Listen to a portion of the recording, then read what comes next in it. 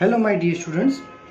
So let's start with our next topic, which is example number 7.5. A light bulb and an open coil inductor are connected to an AC source. That means you are having an inductor and a light bulb which are connected in circuit with the AC source like this.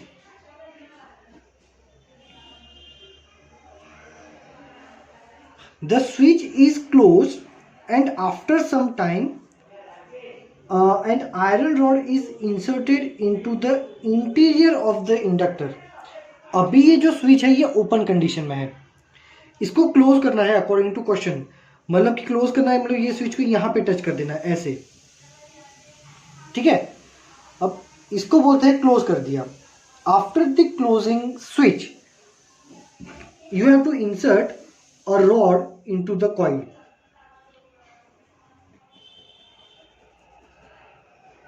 Ready? And obviously कि भाई switch को connect कर दिया है तो क्या होगा, उसमें से करंट पास होगा I, ठीक है। The glow of the light of bulb, अब स्विच ऑन करने के बाद इसमें से करंट पास होगा। थोड़ी देर के बाद हम यहाँ पे रॉड इंसर्ट कर रहे हैं, ठीक है। कंडीशन ये है कि करंट पास होने के बाद थोड़े टाइम के बाद हम इसके अंदर रॉड डालते हैं। The glow of the bulb, bulb के ग्लो में क्या फर्क पड़ेगा। तुम्हें तीन ऑप्शन दिए हैं। पहला है इंक्रीजेस, क्या बल्ब ज्यादा ग्लो करेगा। बी डिक्रीजेस, क्या बल्ब कम ग्लो करेगा। एंड सी अनचेंज, उसकी इंटेंसिटी में कोई फर्क नहीं पड़ेगा। As the iron rod is inserted give your answers with reason.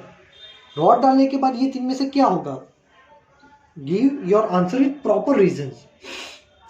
चलो तो आंसर में क्या होगा कि भाई हमें पता है कि किसी भी कॉइल में से अगर करंट पास होता है तो क्या होता है, उसमें मैग्नेटिक फील्ड जनरेट होता है। The value of this magnetic field decides the value of the inductance. Magnetic field जितना होगा उतना ही तुम्हारा इंडक्टेंस होगा, ठीक है। अब इसमें अगर हम रॉड डाल देंगे, if I am inserting a rod in the circuit, this is the red colour rod I have inserted over here. So rod डालने से क्या होगा, रॉड का भी मैग्नेटाइजेशन होगा। That means a simple iron rod will become a magnet, it will converted into magnet. तो rod magnet बन जाएगा। अब ये मैग्नेट बन गया है तो वो भी मैग्नेटिक फील्ड जनरेट करेगा। That means now the magnetic field increases.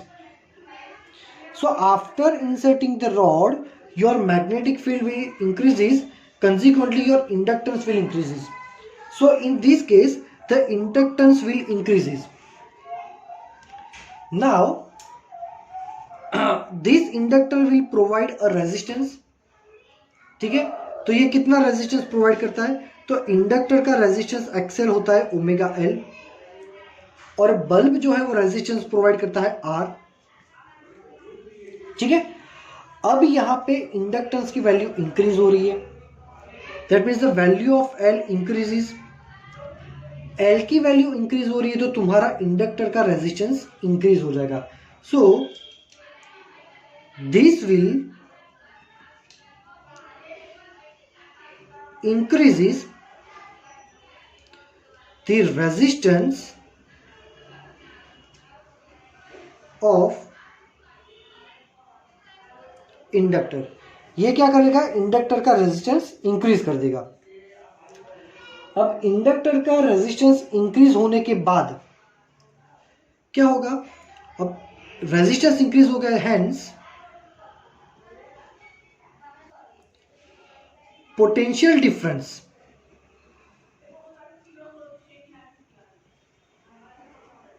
means voltage,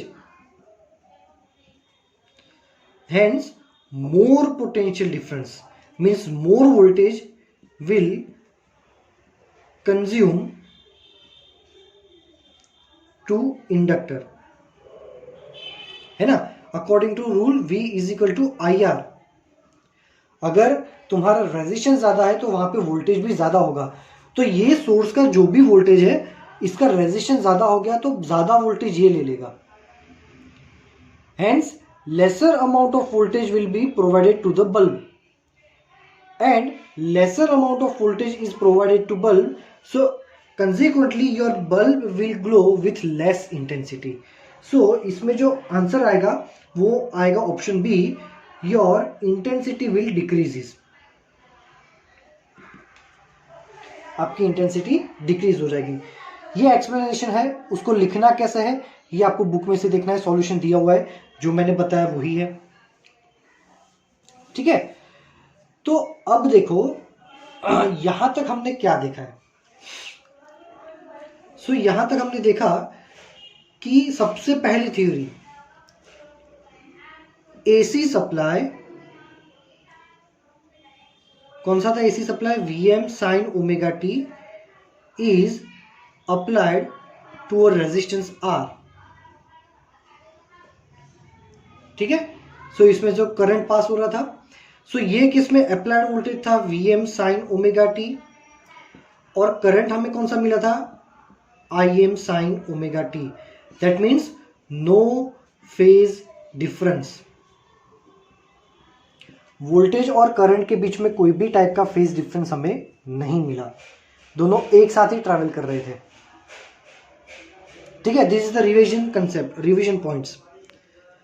now AC source is applied to inductor, AC source को किसके साथ अप्लाई किया, इंडक्टर L के साथ, same AC source Vm sin omega t and the same current is passing from it. So क्या relation मिला था, V is equal to Vm sin omega t is our applied voltage, और current हमें क्या मिला था, I is equal to Im sin omega t minus pi by 2। क्या था, omega t minus pi by 2। Hence the conclusion, current lags voltage by pi by 2, है ना, current lags voltage by pi by 2। Means current जो है वो voltage से पाई by 2 जितना minus, मतलब पीछे जा रहा है। और फिर हमने देखा था कि भाई same source is now connected to the capacitor, तो क्या होगा, V is equal to Vm sin omega t, I क्या मिला था, Im sin omega t plus pi by 2। तो यहां पे क्या होगा, current is ahead from voltage by pi by 2, है ना। जब कैपेसिटर था तो करंट जो है वो वोल्टेज से, वोल्टेज है साइन ओमेगा टी, करंट है sine omega t plus pi by 2, that means current pi by 2 जितना आगे है। ठीक है, चलो अब क्या होगा,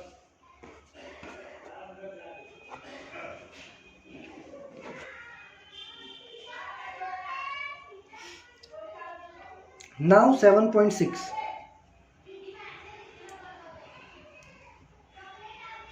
AC voltage applied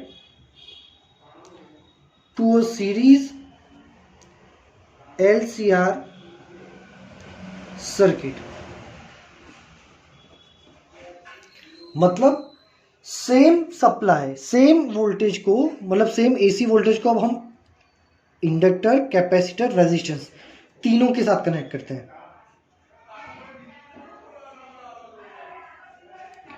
R, this is C and this is L।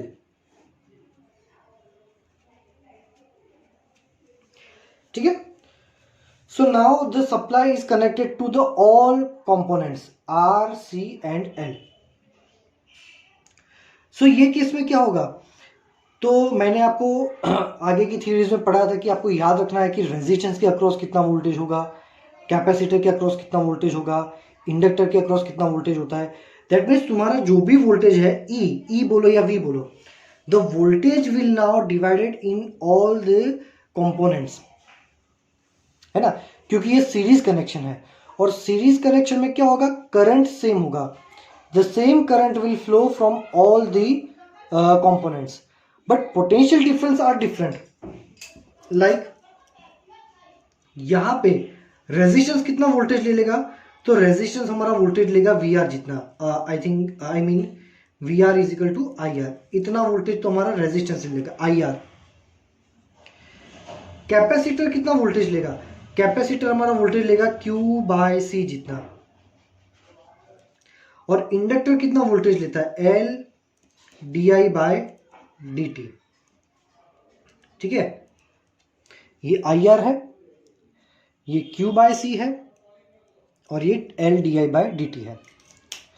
That means my total voltage E और V is divided in the inductor L D I by D T, plus it is divided into resistance I R, plus it is divided into capacitor.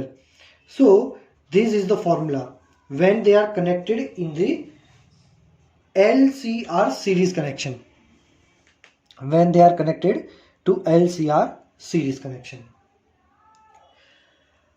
अब हमने अब तक ये देखा था कि सिर्फ R है तो फेज डिफरेंस कितना होगा,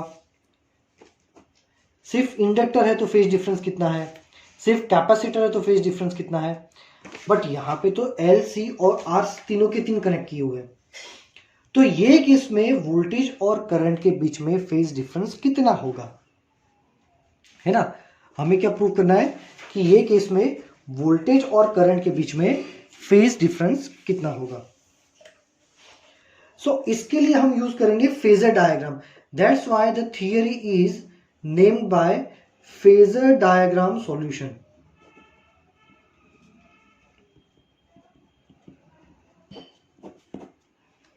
theory is phasor diagram solution.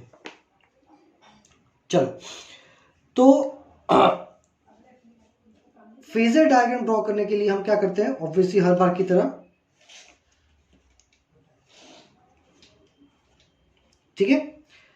अब देखो, मान लो कि पहले रेजिस्टेंस को हम अज्यूम करते हैं।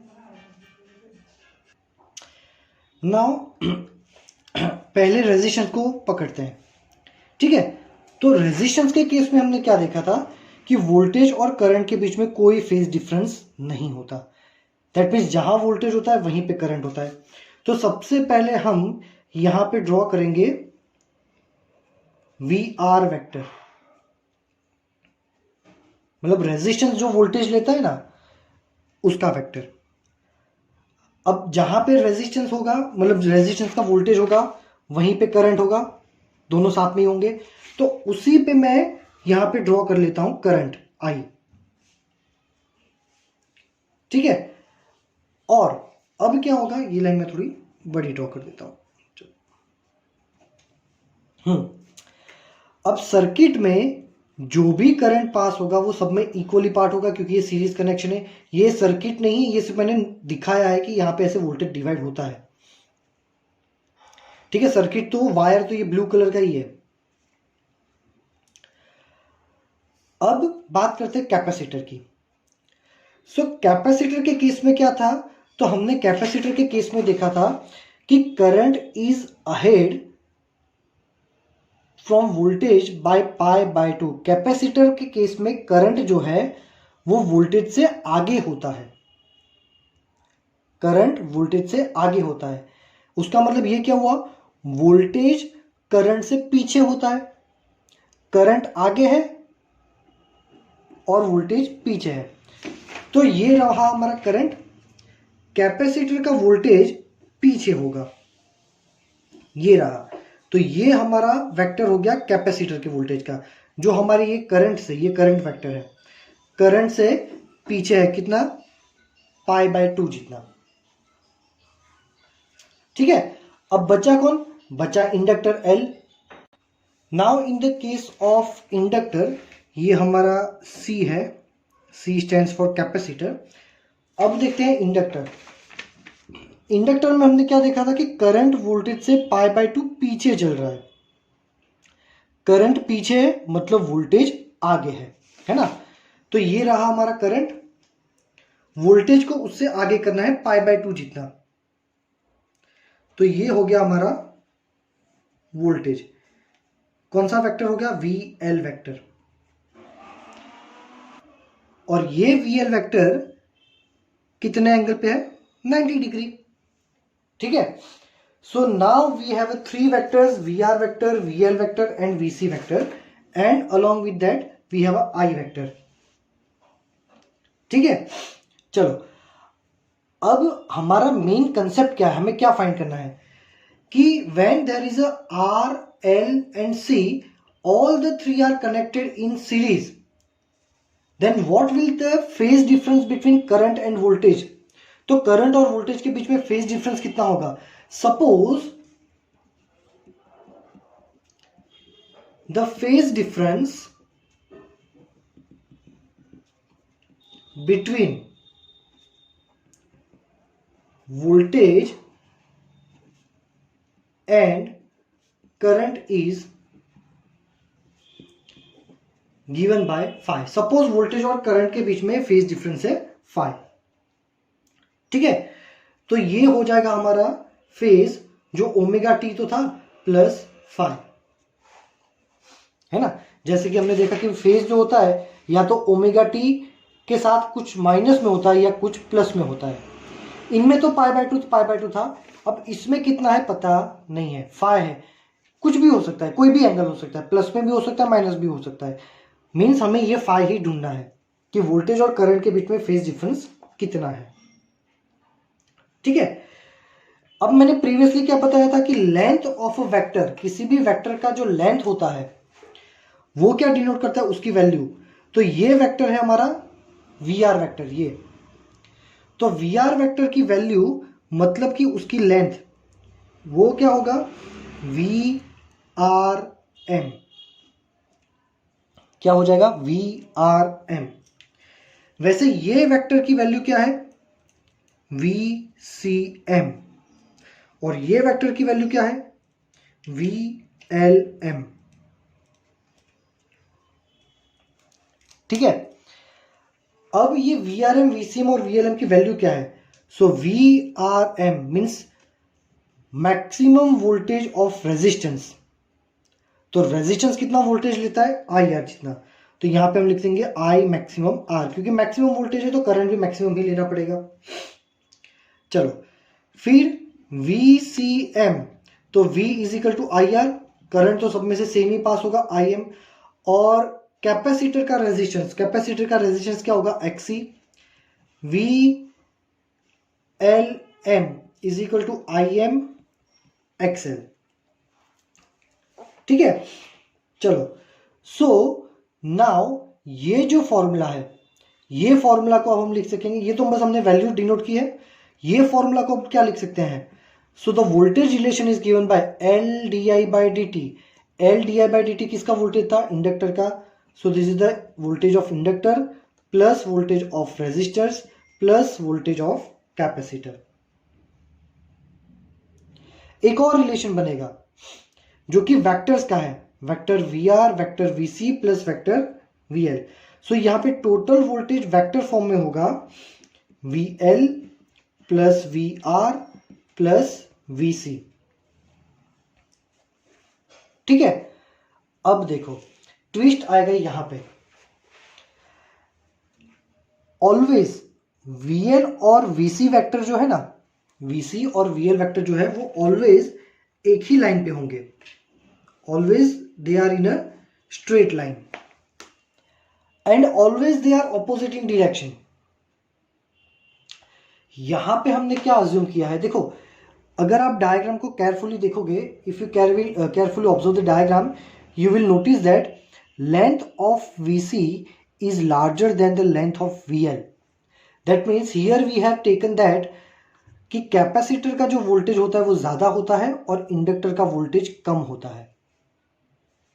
फॉर एग्जाम्पल कि ये वाली डायरेक्शन को प्लस लेते हैं, ये वाली डायरेक्शन को माइनस लेते हैं, ये वोल्टेज है, ये वैल्यू है सपोज +5, तो ये वैल्यू होगी -2, क्योंकि वो लेफ्ट हैंड साइड पे इसलिए माइनस। अगर मैं इन दोनों का एडिशन करता हूं, +5 और -2 का एडिशन करता हूं, तो आंसर में मुझे क्या मिलेगा? +3।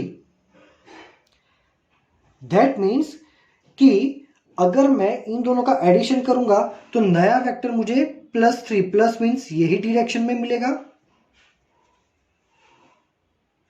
और छोटा मिलेगा। इतना 5 है तो इतना 3 होगा। तो ये जो वेक्टर नया मिलेगा वो वेक्टर कौन सा होगा? VC प्लस VL वेक्टर, ये छोटा सा पोर्शन। ठीक है, तो अब ये पूरा फेज डायग्राम जो है वो नया बनेगा। यहीं पे ड्रॉ करते हैं। ठीक है, चलो तो फिर से फेज डायग्राम ड्रॉ करने के लिए अगेन क्या करेंगे? हम ये एक्सिस तो ड्रॉ करेंगे ही करेंगे। हमारा VR वेक्टर ये रहा,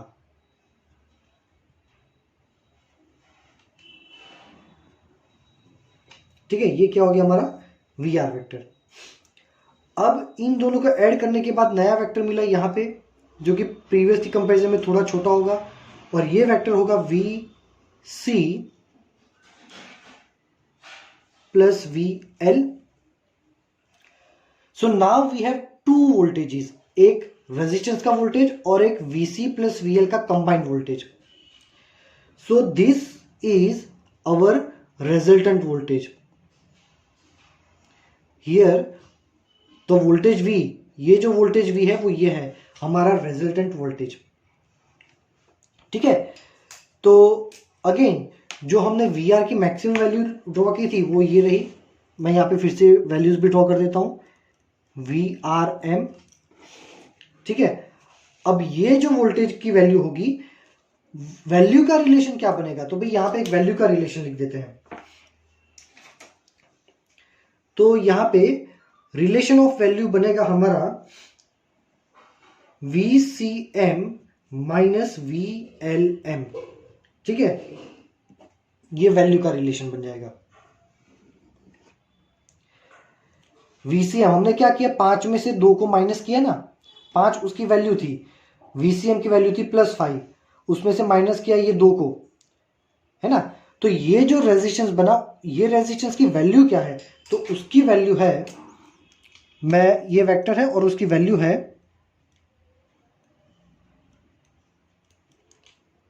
VCM माइनस VLM। ठीक है, ये वैल्यू है VCM माइनस VLM, इतनी लेंथ।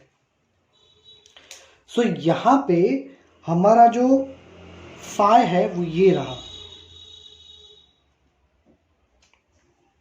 ठीक है, चलो कैसे? तो भाई यहां पे अगर मैं ये लाइन ड्रॉ करता हूं तो ये लेंथ कितनी होगी? ऑब्वियसली इसके जितनी होगी। तो ये भी हमारा क्या होगा? VCM minus VLM। Length mode में लिख रहा हूं, VCM माइनस VLM, ये हमारी लेंथ ये रही, इसके जितनी, है ना। तो ये हमारा जो फेज डिफरेंस था वो ये रहा फाई। ठीक है, और बाकी ये जो था हमारा वो है ओमेगा टी। तो टोटल हो गया ओमेगा टी प्लस फाई। अब ये जो रिजल्टेंट वेक्टर है ये वाला, अब ये रिजल्टेंट वेक्टर की भी तो वैल्यू होगी ना, तो ये वैल्यू हमारी हो जाएगी VM। ये वैल्यू कितनी हो जाएगी हमारी? VM। तो यहां पे हमारा राइट एंगल ट्राइंगल बन गया। ठीक है, तो इसके लिए हम पाइथागोरस अप्लाई कर सकते हैं। सो पाइथागोरस अप्लाई करने से क्या होगा? देखो क्या फॉर्मूला बनेगा। VM square is equal to VRM square plus VCM minus VLM whole square. ठीक है, अब ये जो फॉर्मूला मिली उसमें हम ये वैल्यूज डाल देंगे हमारी VRM, VCM एंड VLM की। चलो, सो क्या होगा? VM square is equal to VRM square, तो M square R square plus I M X C minus I M X L whole square. ठीक है, चलो सो यहां पे हम क्या करेंगे कि भाई V M square is equal to हम आई एम स्क्वायर को कॉमन निकाल देते हैं, तो क्या होगा R square plus X C minus X L whole square. ठीक है, तो यहां पे अगर आई एम स्क्वायर को सब्जेक्ट बनाएंगे तो I M square is equal to V M square by R square plus X C minus X L whole square. So I M is equal to V M by under root R square plus X C minus X L whole square. ठीक है, तो ये again हमें मिला Ohm's law. पहले तो ये formula box बनाओ कि जब एल सी और आर तीनों कनेक्टेड होते हैं तो करंट की मैक्सिमम वैल्यू क्या होगी, ये मैक्सिमम वैल्यू होगी करंट की, ये आईएमपी फॉर्मूला है। I is equal to V by R, मतलब एल सी और आर तीनों को जब सीरीज में कनेक्ट करते हैं तो टोटल रेजिस्टेंस क्या होता है, तो एलसीआर को सीरीज में कनेक्ट करते हैं तो टोटल जो रेजिस्टेंस मिलता है वो रेजिस्टेंस होगा हमारा Z। आपको सिंपली Z लिखना है, ये मेरी आदत है इसलिए मैं ऐसा लिखता हूं। तो ये है हमारा टोटल रेजिस्टेंस, मतलब total impedance under root R square plus X C minus X L whole square. So ये भी याद रखना है कि एल सी आर जब सीरीज में होते हैं तो सर्किट का टोटल रेजिस्टेंस कितना होता है, इतना होता है ना। चलो अब ये जो हमारा डायग्राम था, ये हमारा डायग्राम था, ये 90 डिग्री बनता था। ये डायग्राम को हम जरा अच्छे से ड्रॉ करते हैं। तो देखो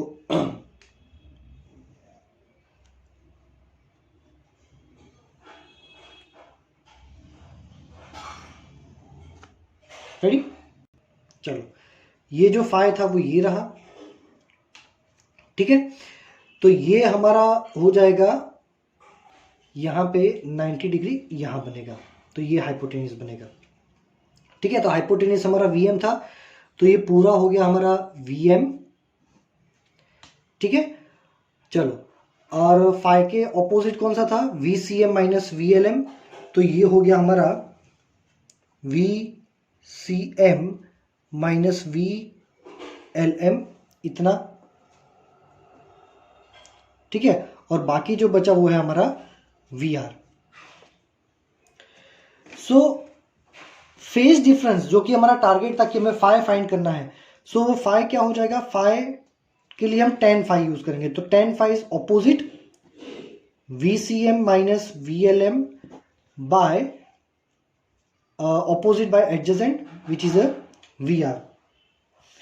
और यहां पे हम VCM VLM और VR की वैल्यू डाल देंगे, तो tan फाई VCM क्या होगा, IM XC minus IM XL by IMR। तो सब में से IM हम कॉमन निकाल के कट कर सकते हैं, तो tan फाई हो जाएगा XC minus XL by R। तो सेम डायग्राम को हम ऐसे भी बना सकते हैं, देखो यहीं पे ड्रॉ कर लेते हैं।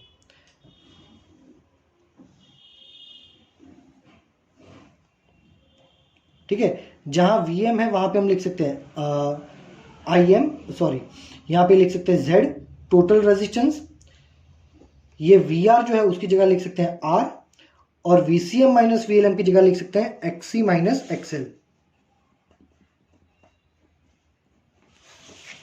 क्या हो गया, XC माइनस XL। सो फेज डिफरेंस, अगर आपके पास वोल्टेज की वैल्यूज गिवन है तो ये डायग्राम यूज करना है, और अगर आपको रेजिस्टेंस की वैल्यूज दे रखी है तो आपको ये डायग्राम यूज करना है। टेक्स्ट बुक में ये डायग्राम दिया है और मेजोरिटी न्यूमेरिकल्स ये डायग्राम से ही सॉल्व होते हैं। सो डायग्राम को दिमाग में बिठा लो, फाई यहां पे होगा, सामने XC माइनस XL होगा, ये R होगा और ये Z होगा, बस दिमाग में कुछ भी करके डायग्राम बिठा लेना है ना। सो ये हो गया हमारा फेज डिफरेंस जो कि हमें फाइंड करना था। अब यहां पे हमने पहले से ही क्या अज्यूम किया था कि भाई कैपेसिटर का वोल्टेज ज्यादा है, तो वो कंडीशन है, देखो if XC is greater than XL, मतलब अगर कैपेसिटर का रेजिस्टेंस ज्यादा है इंडक्टर से, तो वो किस में 5 पॉजिटिव होगा, जो हमारा केस है, वहाँ पे हमने कैपेसिटर की वैल्यू ज़्यादा ली है। And circuit is predominantly capacitive, capacitor की वैल्यू ज़्यादा है, रेजिस्टेंस की वैल्यू ज़्यादा है कैपेसिटर की, तो कैपेसिटर में प्रोमिनेंसी ज़्यादा रहेगी। तो कैपेसिटर में क्या था, तो कैपेसिटर में करंट वोल्टेज से आगे रहता था। So in this case current in the circuit leads the sources volt, है ना। और अगर उल्टा करते हैं तो फाइ नेगेटिव होगा, सर्किट जो है वो उस पर डोमिनेंसी रहेगी इंडक्टर की, और हमारा जो करंट है वो पीछे रहेगा। हमारे केस में हमने XC is greater than XL लिया है, तो ये हमारा फेज डायग्राम बन जाएगा और ये हमारा वोल्टेज और करंट का ग्राफ बन जाएगा। ये भी हमें ड्रॉ करना है। अगर ये थ्योरी एग्जाम में आती है तो 4 मार्क्स में आएगी और पूरी ही आएगी, एंड एक्सट्रीमली IMP इक्वेशन, ठीक है। सो यहां तक लिखना और डायग्राम यहां तक ड्रॉ करना है, ये वाला भी ड्रॉ करना है, ये वाला भी ड्रॉ करना है। आज के लेक्चर में यहीं तक रखते हैं। If you are having any doubt, you can ask me in the message section. Thank you very much, my dear students.